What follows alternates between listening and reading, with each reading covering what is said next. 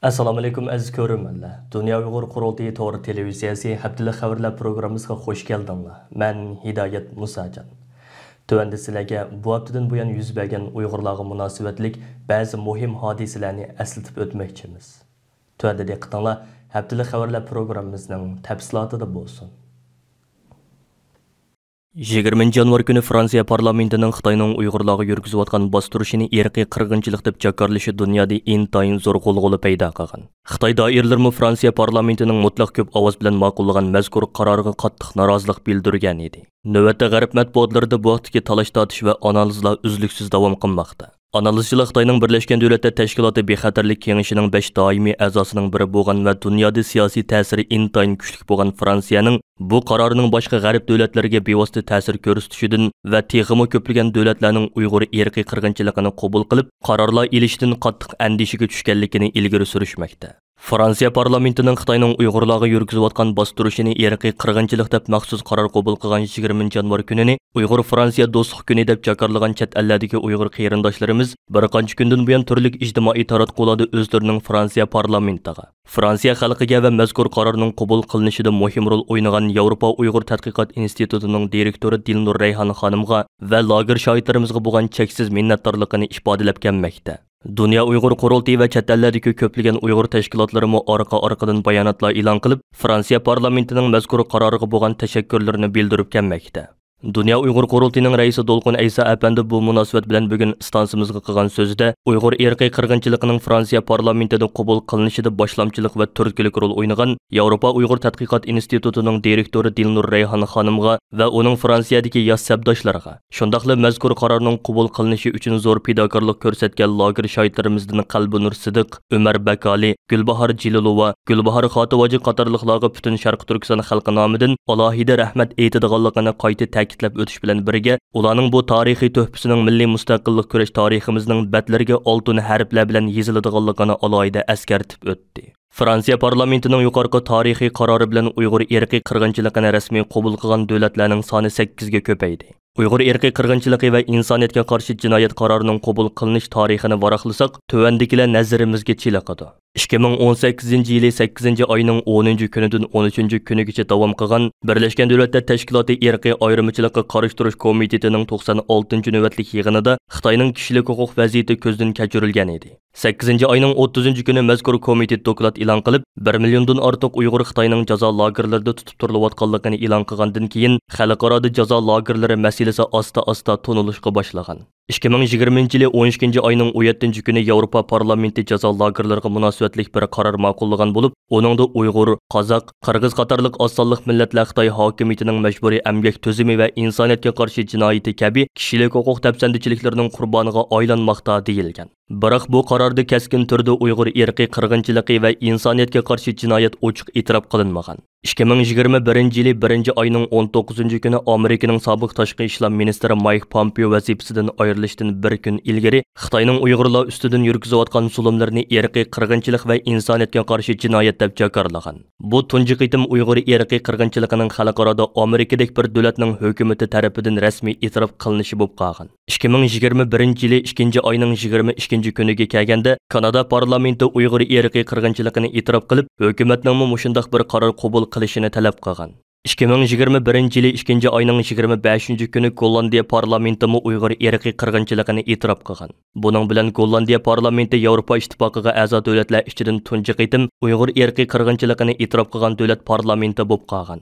2021 yili 4 oyning 22 kuni Uyg'ur irqiy qirg'inchiligi qarori ko'p talash tortishlardan keyin Angliya parlamentida qabul qilingan. 2021 yili 5 oyning 20 kuni Litva parlamenti Uyg'ur irqiy qirg'inchiligi va insoniyatga qarshi jinoyatni e'tirof qilib, Xitoyni qattiq beorom qilgan. 2021 yili 6 oyning 3 kuni Chexiya parlamenti Uyg'ur irqiy qirg'inchiligi va insoniyatga qarshi jinoyat qarorini qabul qilgan. 2021 yili 7 oyning 8 kuni Belgiya parlamenti Uyg'ur irqiy qirg'inchiligini e'tirof qilib, Xitoyning millatlar siyosatini ayblaydiganligini bildirgan. 2022 yili 1 oyning 20 kuniga kelganda, ya'ni Xitoyning 2022 yillik Beijing qishliq olimpik musobaqasi boshlanishiga 2 hafta qolganda, Fransiya parlamenti Uyg'ur irqiy qirg'inchiligi va insoniyatga qarshi jinoyat qarorini qabul qilib, G'arb dunyosida zo'r qo'zg'agan. Afsuski, Germaniya Yevropadagi Uyg'ur irqiy qirg'inchiligini texi rasmiy e'tirof qilmagan cho'ng davlat bo'lib qolgan. Garchi Germaniya parlamentining kishilik huquq va insoniy yordam komiteti 2021 yili 6 oyning 25 kuni 5 cho'ng partiyaning qo'llashi bilan Xitoyning Uyg'urlar ustidan yurgizayotgan zulmlarining insoniyatga qarshi jinoyat bo'ladiganligini e'tirof qilgan bo'lsa-mu, ammo Uyg'ur irqiy qirg'inchiligini rasmiy e'tirof qilish masalasi yanada talash-tortish ichida turmoqda. Analizchilar Uyg'ur irqiy qirg'inchiligini qabul qiladigan davlatlarning sonining yanada ko'payishi Sharq Turkistondagi jazo lagerlarining taqilishida hal qilg'ish muhim rol o'ynaydi deb qaramoqda. Dünya Uyghur Qurultayı İcraiya Komitetining 22 yanvar shanba kuni chaqirilgan oylik yig'inida bundan keyin Uyg'ur irqiy qirg'inchiligini qabul qiladigan davlatlarning sonining yanada ko'payishini qo'lga keltirish uchun harakat qilishning Dünya Uyghur Qurultayining 2022 yillik eng asosli xizmat nishonlarining biri ekanligi ta'kidlandi.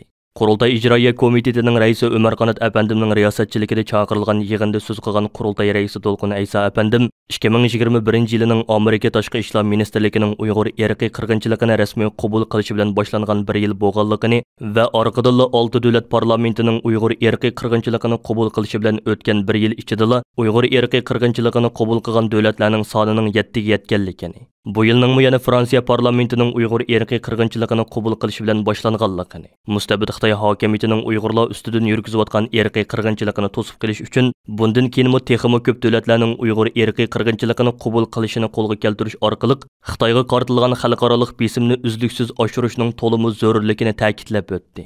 Hozirga qadar Uyg'ur irqiy qirg'inchiligining 8 davlat tarafidan qabul qilinishida muhim rol o'ynagan va bu jihatda zo'r fidokorlik ko'rsatgan lager shohidlarimizga, Uyg'ur tashkilotlarimizga, siyosiy faoliyatchilarimizga va avom xalqimizga takror minnatdorlik bildirganligini ifoda qilgan Dolqun Aysa Efendim, Birlashgan Davlatlar Tashkilotida Uyg'urlarni qo'llaydigan davlatlarning sonining uzluksiz ishini qo'lga keltirish va Birlashgan Davlatlar Tashkiloti kishilik huquq kengashining Uyg'ur kishilik huquq umumiy dokumentlarining tezroq e'lon qilinishini qo'lga keltirishning Qurultayning asosli nishonlarining biri ekanligini va Qurultayning bu yil 3-oyda chaqiriladigan Birlashgan Davlatlar Tashkiloti kishilik huquq umumiy kengashiga jiddiy hozirlik qilayotganligini ta'kidlab o'tdi. Ömer Qanat Efendim yig'inda qilgan so'zida Qurultayning va Amerikadagi Uyg'ur tashkilotlarining yaqinda Amerika Davlat Majlisida ma'qullikdan o'tgan Uyg'ur majburiy amgikining oldini olish qonunining unumli ijro qilinishini qo'lga keltirish uchun jiddiy tirishchanlik ko'rsatayotganligini, shundaqla Amerika Davlat Majlisida muzokara bosqichida turayotgan Uyg'ur muhojirlarini qo'g'dash qonun loyihasi qatorliq bir qancha qonun loyihasining tezroq ma'qullanib rasmiy qonunga aylanishini qo'lga keltirish uchun faoliyatlarini kuchaytirganligini ta'kidlab o'tdi. Qurultay Qonun Komitetining mudiri Mehmet To'xta Efendim yig'inda qilgan so'zida 2022 yilining Uyg'ur milliy harakati uchun bir qonun yili bo'ladiganligini, Dünya Uyg'ur Qurultayining Uyg'ur irqiy qirg'inchiligiga va Uyg'ur majburiy amgikiga sherik bo'layotgan hukumat va xalqaro shirkatlarga qarata qonuniy yo'llarga bosh urishni kuchaytirganligini, Qurultay tarafidan Angliya, Germaniya qatorliq davlatlardagi sud mahkamalarga bu vaqtda sungan arzlarning davom qilayotganligini, Kanadada bu vaqtda amaliy qadam tashlash uchun yaqinda Qurultay Qonun Komitetining tashabbusi bilan Kanadadagi bir qism advokat va qonunshunoslarning qatnashida maxsus Kanada Uyg'ur Qonun Komiteti qurib chiqilganligini eskartib o'tdi. Bu navbatlik yig'inda yana Qurultay Ijroiya Komiteti tarkibidagi 16 markaz va komitetning o'tgan bir oylik xizmat dokumentlari va bundan keyingi xizmat planlari ko'zdan kechirilib muzokara qilindi. Dünya Uyg'ur Qurultayining tashabbusi va arzi bilan Londonda qurilgan Uyg'ur sud kollegiyasining isbot anglash yig'inida guvohlik bergan 12 nafar jasur lager shohidimiz Uyg'ur sud kollegiyasining Xitoyning Uyg'urlarga yurgizayotgan qilmishlarini irqiy qirg'inchilik va insoniyatga qarshi jinoyat deb hukm chiqarishida halqaliq rol o'ynagan.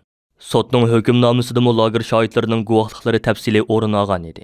Bugun Dünya Uyg'ur Qurultayi Mehrgul Tursun, Ömer Bakali, Gulbahar Xotivachi, Tursunay Ziyaudin, Zumrat Davud, Qalbunur Sidiq, Gulbahar Jilolova, Sayragul Savudbay, Gulzira Oyilxon, O'ryanbek Ko'ksabek, Arbaq O'tarbay, Baqitali Nur qatorliq 12 nafar jasur lager shohidlarimizning surati tushirilgan maxsus album e'lon qilib, mustabid Xitoy hokimiyatining shuncha qattiq tahdid, besim va haqoratlarga pisat qilmay mardonalik bilan o'ttirga chiqib sudda, parlamentlarda va turli matbuotlarda guvohliklar berish orqali Xitoyning Sharq Turkistonda Uyg'urlarni asos qilgan xalqlarga qarata rahimsizlarcha yurgizayotgan irqiy qirg'inchiligini, bo'lib Xitoyning Sharq Turkistonda ta'sis qilgan jazo lagerlarining fashistik mohiyatini xalqaro jamoatchilikka fosh qilishda intayin muhim rol o'ynab kelgan lager shohidlarimizga bo'lgan hurmatini qayta ifoda qildi. Yaqinqi mezgillardan buyon ba'zi kishilarning lager shohidlarimizga hujum qilishi chet ellardagi Sharq Turkistonlik qarindoshlarimizning qattiq nafratini qo'zg'agan edi. Dünya Uyghur Qurultayı ve Uyghur Akademiyasının təşəbbüsü bilan chet ellik ba'zi tədqiqatçılar ve Uyghur akademisyenler ötken yıldan buyan japalık izleniş arqılıq yaqında Uyg'urcha amala yezigini ro'yobga chiqadi. Gerçi növbətdə ko'rish iqtidorini yo'qotgan Uyg'urlarning soni haqida aniq bir ma'lumot bo'lmasa-mu, ammo mutaxassislar Uyg'urcha amala yezigining ijod qilinishining Xitoy hokimiyati tomonidan tamoman yo'qotilishga duchor bo'layotgan Uyg'ur tili yezigini chet ellarda muhofazat qilish va uni taraqqiy qildirishda tarixiy ahamiyatga ega ekanligini ta'kidlashmoqda. Bu munosabat bilan 25 yanvar kuni Dünya Uyghur Qurultayı bilan Uyghur Akademiyasi birlashma bayonot e'lon qilib, Uyg'urcha amala yezigini birlikda ijod qilgan chet ellik va Uyg'ur tadqiqotchilarga alohida rahmat etish bilan birga, vatan ichidagi Uyg'ur tadqiqotchilari tomonidan ijod qilinishi cheklangan Uyg'urcha amala yezigining chet elda ro'yobga chiqishining Uyg'ur xalqi uchun qimmatli bir sovg'a ekanligini ta'kidladi.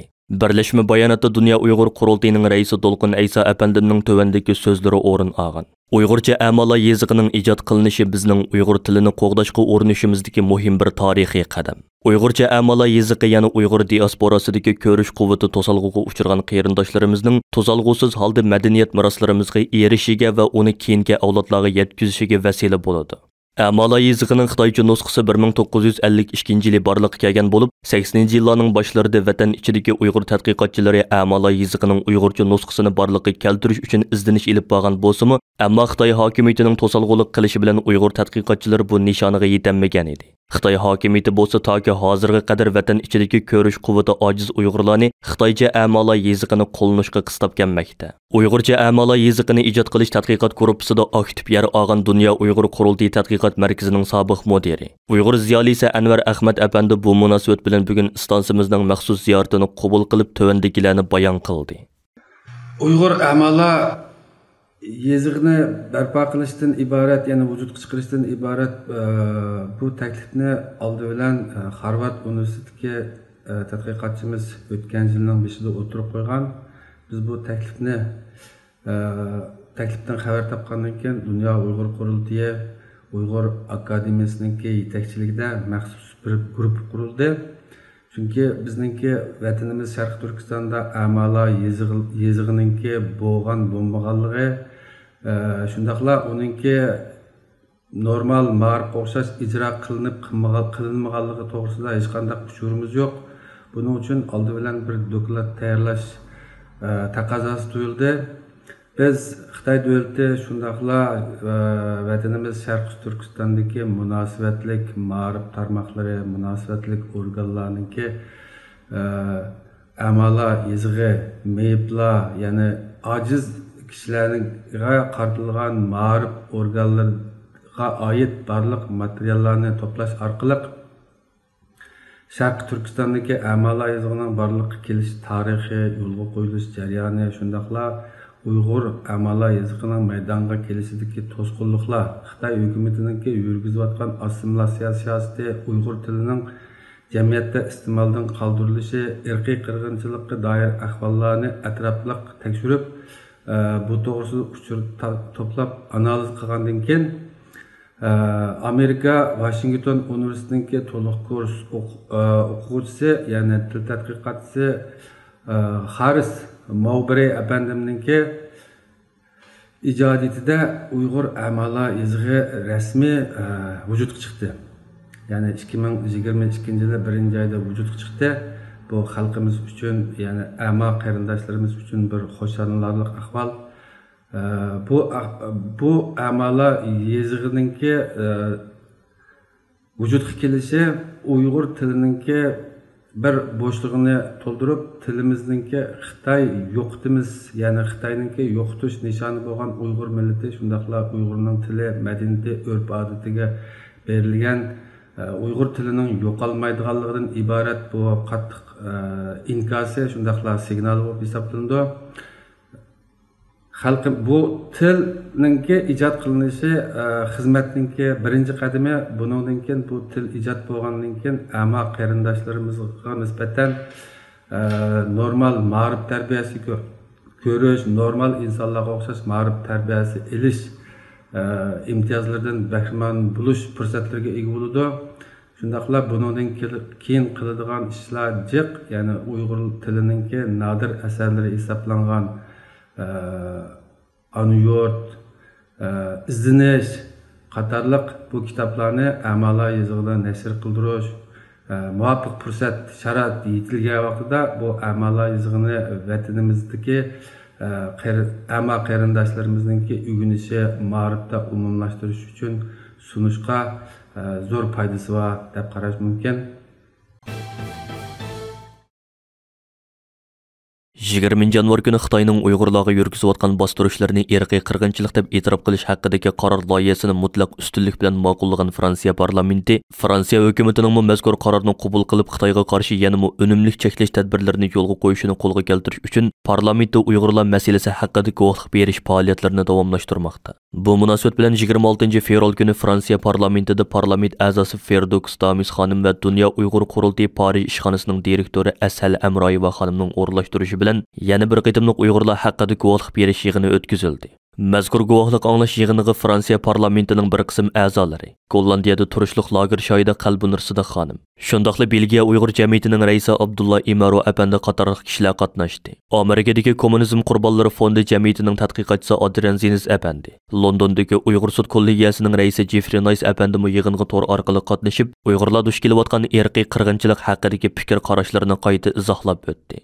Bugungi guvohlik anglash yig'iniga Fransiyadagi har qaysi partiya vakillari va parlament a'zolari bo'lib 40 ga yaqin kishi qatnashdi.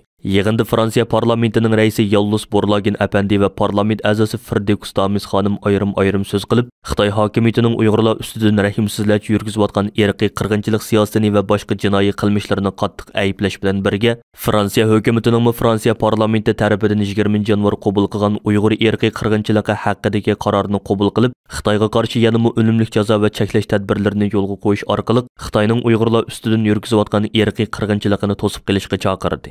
Guvohlik yig'ini oxirlashgandan keyin parlament binosi oldidan instansimizning maxsus ziyoratini qabul qilgan Belgiya Uyg'ur jamiyatining raisi Abdulla Imaru va Jasur lager shohidimiz Qalbunur Sidiq xonim o'zlarining ta'sirotlarini bayon qilib mundaq dedi. Assalomu alaykum, hurmatli qatnashchilar. Bugun 26 yanvar Parij shahrining parlament binosini oldida turibmiz. Bugun hozir yig'in tugadi. Bu yig'inda bizning kamp shohidimiz Qalbunur Sidiq Gollandiyadan kelib qatnashdi. Men Belgiyadan kelib qatnashdim. Bugungi bu o'rinlashtirish o'sha Fransiya parlamentining a'zosi ham vakili Dominik Duma bilan o'rinlashtirilgan ham Dunyo Uyg'ur qurultiyi bilan o'rinlashtirilgan bir faoliyat. Bu faoliyatda Tashqi ishlar ministrligi komissiyasining bir yig'inida bo'ldik. Bu yig'inda 40 dan oshiq naq maydonda bo'lgan vakillar, deputatlar ham bundan sirt onlayn qatnashgan ko'p vakillar bo'ldi. Endi bugungi shu yig'indan sizning bo'lgan ta'sirotingiz qanday bo'ldi? Shuni biroz qarindoshlarga aytsangiz. Assalomu alaykum, mujohid barliq qarindoshlar. Hozir Abdulla apandim degan o'xshash. Biz mana bugun aytgan soat 9:30 da boshlangan bu parlamentdagi yig'in hozir oyoqlashdi. Bu parlamentdan oldi bilan London sudidagi bosh sudchi Jeffrey Nice bilan yana bir reis Fittiq degan apandimlar yaxshi so'zlarni qildi. Ularniki shu sud jarayonidagi qanday qarorlarni berganligini tafsiliy faktini so'zlab o'tdi. Undan sirt yana Uyg'ur tadqiqotchi bizning eng yaqin qarindishimiz bo'lgan Adrian Zinis o'zining qilsinmaydigan dalil isbotlar bilan bu bugungi yig'inda yaxshi guvohlik berdi. Undan keyin men so'z qildim. Guvohlik tugagandan keyin bu yig'in qatnashgan 40 dan ortiq parlament a'zolari va har qaysi partiya raislari o'zlarining fikrlarini, takliflarini yaxshi taklifni o'tirib qo'ydi.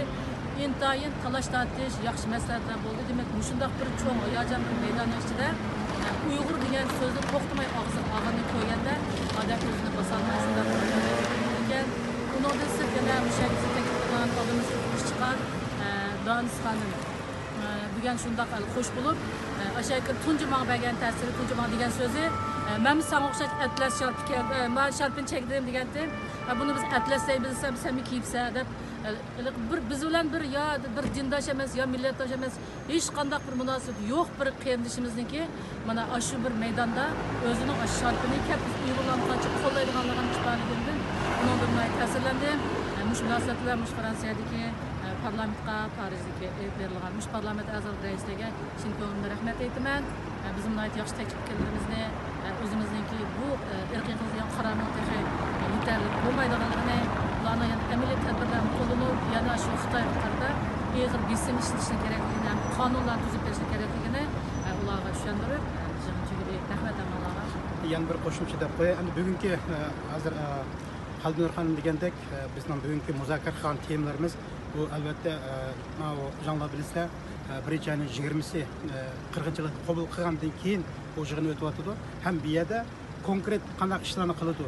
Nima qilsa endi shu biz nimaga maqsadga yetalaymiz degan nimada bu yerda qaytadan hammani anglab bo'libmi Xalbinur xonimning qilgan guvohligini ba'zi ashadagi vakillar ta'sirlandi, qattiq ta'sirlandi. Buni bo'layotgan narsalarni ba'zilari nimani qabul qilib shunga ovoz berganlar bo'lsa-mu, unchalar bo'lgani endi hozir tushunayotganligini ashada ta'kidlab ketdi. Ham bu yerdagi bugungi yig'inda muzokara bo'lganda endi 100% oshib qatnashgan vakillarning hammasi buni qo'lladi. Ondan keyin shu konkret biz qanday amaliy ishlarni qilishimiz kerak deb hammasi shuni keldi. Ham shu komissiyaning nomidan Fransiya prezidentiga Makronga bir nima bir bayonot yozib ham unga bir taklif sunmoqchi bo'ldi. Bu taklif endi Xudoyim bo'lsa keyin yana ko'ramiz. Uning oqibati qanchalik bo'ldi. Shuning uchun bugungi bu faoliyat ahamiyatli, yaxshi o'tdi. Şu qatnashgan, muştan tayyorlagan yana bir taklif o'tib bugungi shu faoliyatni tayyorlagan shu Fransiya parlamentining a'zosi Dominique Dumaga ham shu qurultay vakillari, Fransiyadagi qurultay vakillari Asal Hamrayeva bo'lsin, undan keyin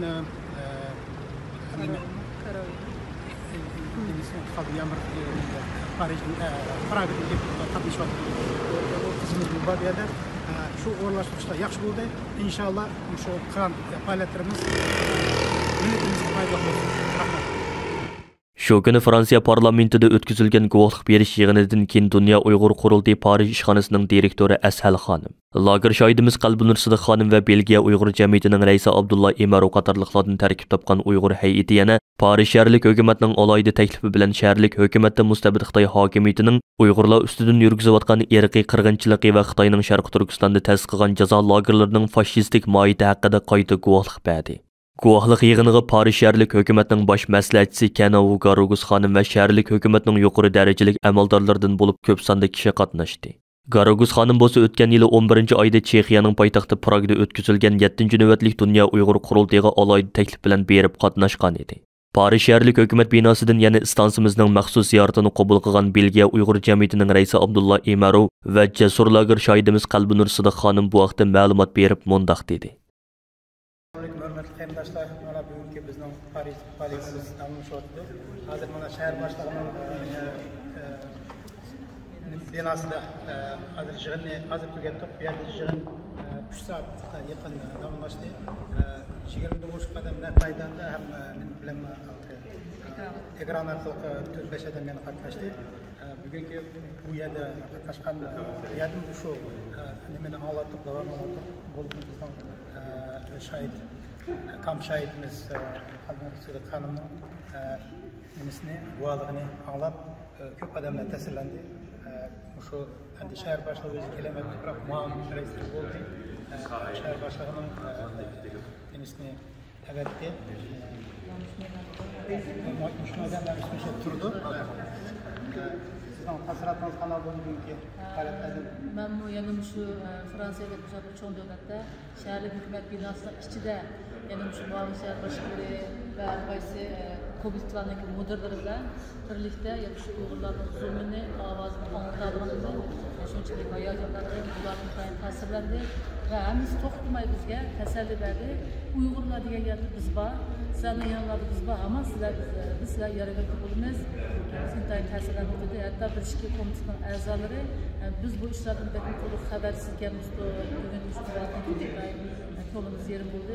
Bizlar qanday qilsak amaliy harakat qilib, amaliy ish qilib, biz bu to'g'risida muzokaralashib, cho'qim biz buni bir açıkmız, bizlar yaxshi taklif qilganlar, xursand bo'ldik. Yana bir qo'shib qo'yib, shu shahar boshqa shaharimiz Uyg'urlarga inşallah yani bize bu doğruluğunu param buldu. Bütün şu ki Fransa'da turvatkan Uygurlarga hep bir idare nimeni ofisine bir şey şu doğruluk sırakat ve hoş haberler olsun.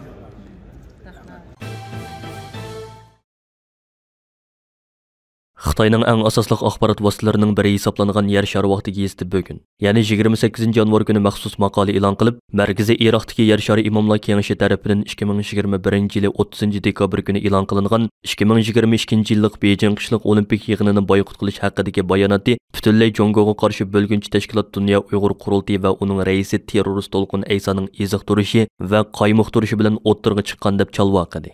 Dünya Uyghur Qurultayının təşəbbüsü və tələbi bilan 2021-yili 30 dekabr günü Yer şari İmamlar Kengashi birləşmə bayanat e'lon qilib, İslam dunyosini Sharq Turkiston musulmonlarga qarta irqiy qirg'inchilik yurgizayotgan va islom aqidalarini ig'ir darajada dafsanda qilayotgan Xitoyda o'tkaziladigan 2022-yillik Beijing qishliq olimpik yig'inini boykot qilishga chaqirgan. Dünya Uyghur Qurultayining raisi To'lqin Ayso apandimning imzosi yer olgan mazkur bayonotga Yer shari İmamlar Kengashining raisi Imom Ahmad Muhammad Ahmad al-Tayyib, Misrlik Imom Shavki Ibrahim Abdul Karim, Hindistonlik Imom Sheikh Abu Bakr Ahmad, Rossiyalik Imom Raul Goynuddin, Bosna Herseylik Imom Husayn, Ommonlik Imom Ahmad bin Hammad, Kavkazlik Imom Pashazada qatorliq islom dunyosiga to'lgan mashhur ulamolar imzo qo'ygan edi. Kuzatuvchilar bayonot e'lon qilinib oradan 2 oy o'tgandan keyin Xitoy hokimiyatining yana bu masalani kun tartibga ilib kelishi, Xitoyning Uyg'ur musulmonlari duchor bo'layotgan irqiy qirg'inchilikqa qarshi islom dunyosining qo'zg'alib ketishidan qattiq vahima yeyotganligini ko'rsatdi deb qaramoqda. Xitoyning eng asosli zuvoni hisoblangan Yer shari vaqti gazeti tarafidan 28 yanvar bu vaqtda e'lon qilingan maqolada Dunyo Uyg'ur qurultiyi bo'lsa Jongoga qarshi bir bo'lgunchi tashkilot bo'lib, ular Xinjiang haqida yolg'on uchur tarqitib, radikallikni targ'ib qilib, terrorlik va bo'lgunchilik haqida qutratqo'liq qilib kelmoqda. Dunyo Uyg'ur qurultiyining raisi To'lqin Ayso bo'lsa, Jongo hukumati tarafidan rasmiy bekitilgan bir terrorchi unsur. U bir qator zo'ravonlik va terrorlik jinoyatlarga chetishliq. Markaziy Iroqdagi Yer shari Imomlar Kengashi 27 yanvar kuni bayonotning To'lqin Aysoning qaymoqtirishi bilan e'lon qilinganligini bayon qildi deyilgan bo'lsa-mu, ammo Yer shari Imomlar Kengashining bu vaqtda rasmiy izohati yo'q. Yer shari vaqti gazetida e'lon qilingan maqolada ko'rsatilishicha Xitoy muxbirlari Markaziy Iroqdagi Yer shari Imomlar Kengashining raisi Imom Ahmad Muhammad apandimni ziyorat qilib, uning yuqorqi bayonoti haqida izohat berishini talab qilgan. Rossiyaning RT nomli xabar organi bu yil 3 yanvar kuni bir xabar tarqitib, yuqorqi bayonotning saxta ekanligini, Rossiya musulmonlari muftisi Raul Goynuddinning bu bayonotga imzo qo'ymaganligini ilgari surgan bo'lsa-mu, holbuki 4 yanvar kuni Yer shari Imomlar Kengashi takror bayonot berib, Beijing olimpikini boykot qilish haqida berilgan bayonotning rostligini yana bir qaytim takrorlagan edi. Yer shari Imomlar Kengashi barliq islom mazhablari va fikr iqimidagi musulmon diniy dohiylarning dunyodagi tunji va eng chong davlat hal qilgan hukumatsiz organi bo'lib, uning bosh shtabi Iroqqa joylashgan. Ular mazkur organning raisi Imom Muhammad Baqir al-Budayrining imzosi bilan e'lon qilgan bayonotida mundaq degan: Biz zulmga uchragan Uyg'ur musulmonlarini qo'llaymiz va ular bilan bir safda turamiz. Xitoy hukumati zulm, qiynash va diktatorlik orqali Xitoydagi musulmonlarning asosiy kishilik huquqlariga davomli turda daxl tarz qilmoqda. Najafning muqaddas islom dini maktabi va musulmon dunyosining mashhur muftiylari tarafidan berilgan huquqqa asosan Yer shari Imomlar Kengashi 2022-yillik Beijing olimpik tanharakat musobaqasiga qatnashish va berishni ma'ni qiladi. Yer shari Imomlar Kengashi bayonotida yana o'zlarining Dunyo Uyg'ur qurultiyi bilan bir safda turadiganligini ta'kidlash bilan birga, farqli dillarning diniy rahbarlari va tashkilotlariga minnatdorligini ifodalab, biz Beijing 2022-yillik olimpik tanharakat musobaqasini boykot qilgan tashkilotlarning kunsiri ko'payayotganligiga obirin o'qiymiz. Biz Dunyo Uyg'ur qurultiyi bilan bir safda ishkanligimizni qayta ta'kidlaymiz. Buningdan boshqa, biz musulmonlarning qiyinchiligiga ko'ngil bilgan nurg'un diniy rahbarlar va diniy tashkilotlarga minnatdorligimizni bildiramiz deb yozgan. Dunyo Uyg'ur qurultiyining raisi To'lqin Ayso apandimning bugun stansimizga bildirishicha, islom dunyosini harakatga keltirishdek bir g'oya bilan Dunyo Uyg'ur qurultiyi Yer shari Imomlar Kengashi bilan aloqa qilib, ular bilan hamkorlik kelishimi imzolagandan keyin mazkur organ Uyg'ur musulmonlarining masalasiga yaqindan diqqat qilishga va Dunyo Uyg'ur qurultiyining faoliyatlarini qo'llashga boshlagan. Ular yaqinda Dunyo Uyg'ur qurultiyi bilan birlikda xalqaro islom hamkorlik tashkilotiga maktub yo'llab, mazkur tashkilot qarmog'idagi islom davlatlarini Uyg'ur masalasidagi sukutini buzishga, Beijing olimpik musobaqasini boykot qilishga chaqirgan. Dunyo Uyg'ur qurultiyi ijroiya komitetining muavin raisi, diniy ulamo Turg'unjon Alovuddin hojim va qurultay diniy ishlar komitetining sobiq mudiri, diniy ulamo doktor Olimjon Bug'dola xalqaroda zo'r nopusga ega bo'lgan Yer shari Imomlar Kengashining hay'at a'zosi bo'lib saylangan edi. Hurmatli ko'ruvchilar, yuqorida Dunyo Uyg'ur qurultiyi to'g'ri televiziyasi haftalik xabarlar programmasini diqqatingizga sundiq. Keyin qitimliq programmamizda ko'rishaylik. Ko'rishgacha omon bo'lgaysizlar. Xayri xo'sh.